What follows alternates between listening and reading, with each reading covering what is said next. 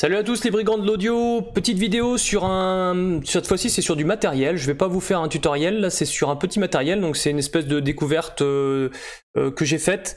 Je me suis retrouvé à confronter un petit problème récemment, enfin une demande, on va dire, pas un problème, une demande, voilà, sur un matériel qui me permettait de transmettre le son donc d'un point fixe, d'une source, qui pouvait être une table de mixage ou un ampli audio-vidéo, vers un autre point qui pouvait alimenter justement un ampli et donc des enceintes pour transmettre le son à distance.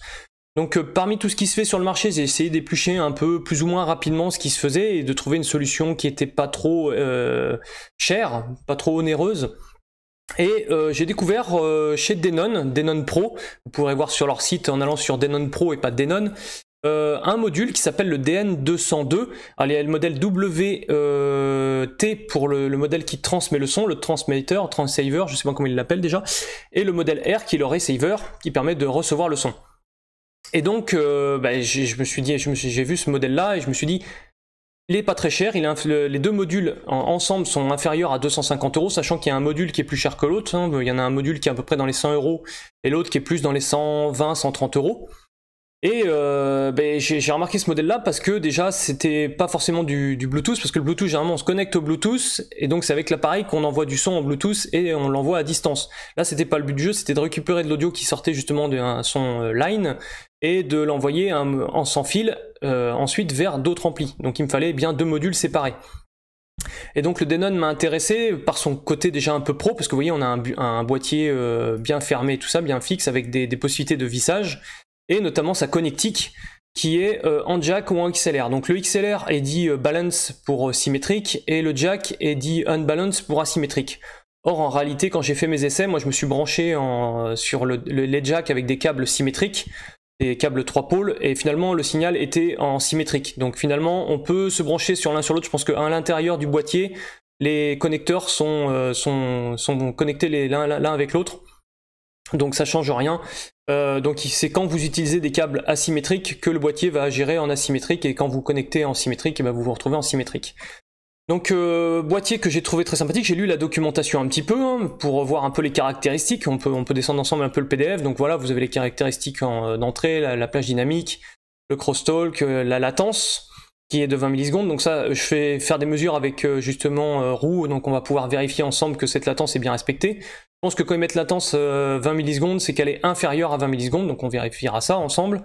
La transmission, je fais jusqu'à 30 mètres, donc c'est pour ça que j'ai choisi ce matériel, parce que j'avais pas besoin d'une grande distance, mais bon, la majorité des modules, c'est 15 mètres de mémoire. Il y en a beaucoup qui proposent 15 mètres, là j'ai vu qu'il y avait 30 mètres, donc je me suis dit, autant prendre plus que moins, la qualité sera encore meilleure de transmission. Il offrait aussi une distorsion qui était inférieure à 0,1 dB de THD, donc ça j'ai dit c'est très bien, parce que on veut pas entacher le signal audio de trop de distorsion, donc 0,1 c'est très bien, sur toute la bande passante il n'y a pas de problème. Le signal sur bruit est aussi très bon, le rapport signal sur bruit. La bande passante, ici ils ont mis plus 3 dB, mais je pense qu'ils ont oublié le plus ou moins 3 dB, voilà, on verra tout à l'heure. Voilà, donc matériel qui prend pas beaucoup de place, il a une petite taille, mais chose appréciable, il est un peu lourd. Alors pourquoi j'ai apprécié qu'il soit lourd? Parce que je me suis dit, ce boîtier là, je pense que ça va avoir tendance peut-être à chauffer, parce que autant lui en entrée, c'est du plus 5 dBu, mais je me suis dit, le module de transmission par contre, lui, c'est du plus 18 dBu. Et donc c'est un peu comme le DCX, ça envoie quand même fort au niveau des sorties, hein. Donc je me suis dit autant que le matériel soit un peu plus lourd, ça veut dire qu'il y a des petits radiateurs dedans ou du métal pour la transmission de chaleur, et que les éléments se retrouvent moins à chauffer de manière isolée, qui permettent de dissiper mieux la chaleur. Donc voilà. Donc autre chose très appréciable, c'est sa simplicité. Quand vous branchez l'appareil, vous avez donc une face où il y a la connectique audio et la face où il y a l'alimentation, les LED de signal qui sont détectés avec des pics, et ensuite deux boutons et une lettre de statut. Alors les deux boutons, sur le modèle qui transmet le son, on choisit soit on est en mono ou stéréo tout simplement, et ici il y a le bouton d'appairage en fait, qui permet d'appairer les appareils entre eux.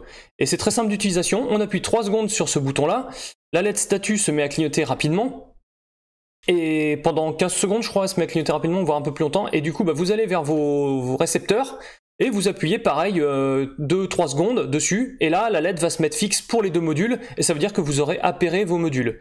Donc et après ils sont appairés tout le temps, c'est-à-dire que même si on débranche les appareils ou ils se rebranchent ou s'il y a une coupure d'électricité, les modules se reconnectent tout de suite instantanément ensemble, c'est vraiment très très pratique et très appréciable.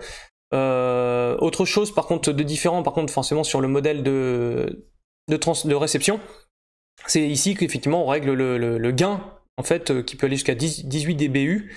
On règle le gain ici, et autant vous dire que ouais effectivement ça envoie très fort, hein. J'ai été obligé au niveau de la carte son de faire quelques petits réglages, je vais vous montrer sur les mesures. Enfin voilà, le matériel est vraiment très simple d'utilisation, ça semble performant à première vue, enfin quand je l'ai eu en main, que je l'ai utilisé, ça avait l'air vraiment sympa, mais je me suis dit il faut quand même que je fasse des mesures dessus, parce que j'ai pas eu le temps de vraiment faire des écoutes ou des choses comme ça. Donc voilà, donc on va passer maintenant aux mesures.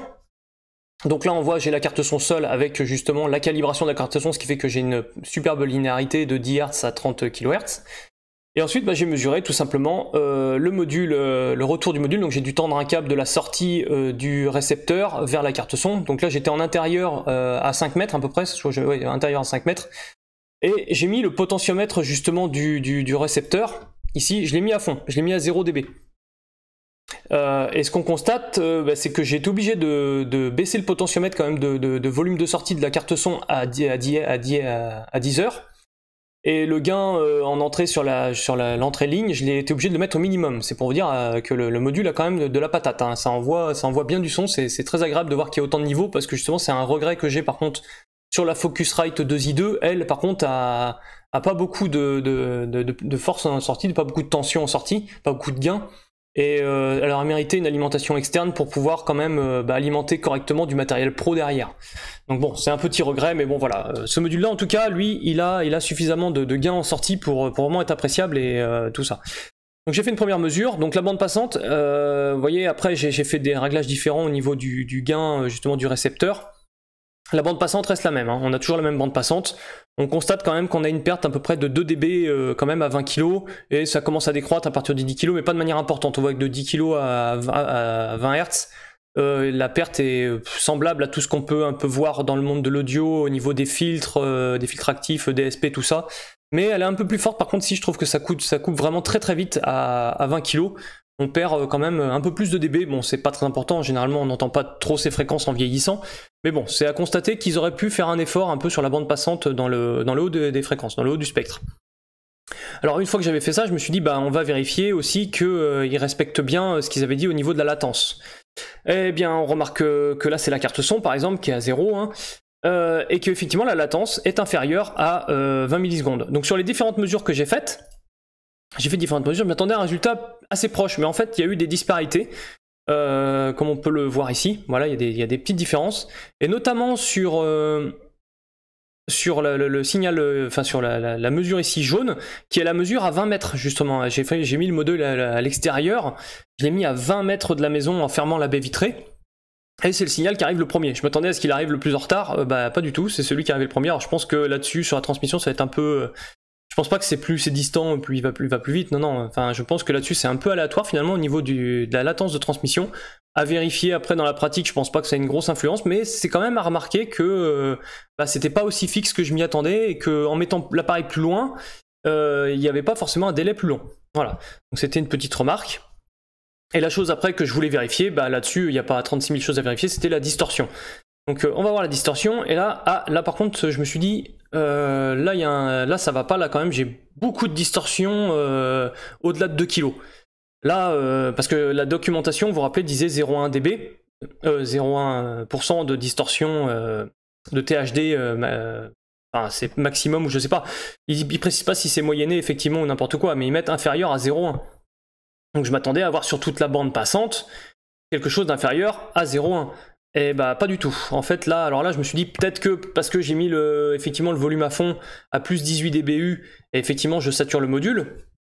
Donc je me suis dit je vais refaire une mesure cette fois-ci en mettant la carte son à fond et en réglant le level donc de gain du module de réception, pour justement avoir le même niveau en réception de carte son quand elle est au minimum. Donc j'ai fait le réglage. et j'ai remarqué que j'avais la même chose au-dessus de 2 kg. Bon là la mesure, je sais pas pourquoi elle a fini bruitée, enfin je sais pas pourquoi elle est noyée dans le bruit. Bon c'est pas très grave, on constate la même allure, hein. De toute façon, on constate que j'atteins quasiment les 1% à 5-6 kg.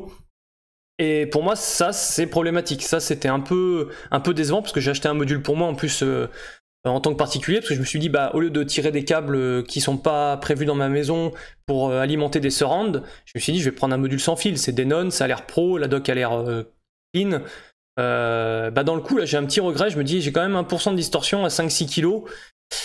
Je suis un peu déçu. J'ai beau, alors même en mettant le potentiomètre au minimum, on se rend compte que la distorsion bouge pas tant que ça, hein. Elle est un peu plus forte, vous voyez, quand le module est à fond, et quand on est un petit peu en dessous, ça descend de quasiment rien.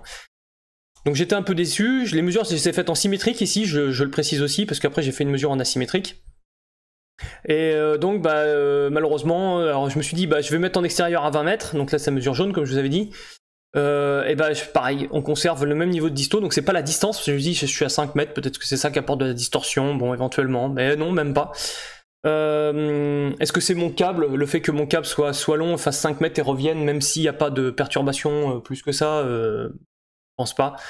Enfin bon, je constate une forte distorsion, et une distorsion aussi qui remonte dans le grave. Bon, dans le grave, je suis moins paniqué par ça, parce que souvent les haut-parleurs de grave ont déjà naturellement de la distorsion, surtout à 20 Hz, hein, tenir 1% à 20 Hz, c'est assez rare.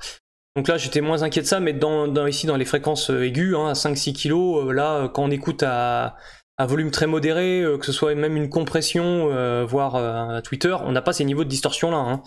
Donc ça c'est pénalisant, pour moi c'est un point qui est pénalisant. Et vous voyez là quand j'ai réglé la carte son donc à fond, j'ai dû mettre le level du récepteur à 10 heures, et j'ai pas touché bien sûr, j'ai pas touché au niveau de l'entrée du gain de la carte son. Donc voilà le résultat que ça donne. Après j'ai fait une mesure à 1 mètre en me disant bah, peut-être qu'en rapprochant le module ça va changer. Bah, ça change rien, à part moins de distorsion effectivement dans le grave. Il y a une baisse ici, une chute de la distorsion dans le grave, mais rien de plus. La distorsion ici reste toujours très élevée. Et ensuite je suis passé en asymétrique en me disant bah je vais essayer. Je m'attendais à un résultat pire, parce que quand on passe en asymétrique on perd des décibels, hein, forcément. Je crois que j'ai dû augmenter ici j'ai géré en remontant le gain en fait de la carte son.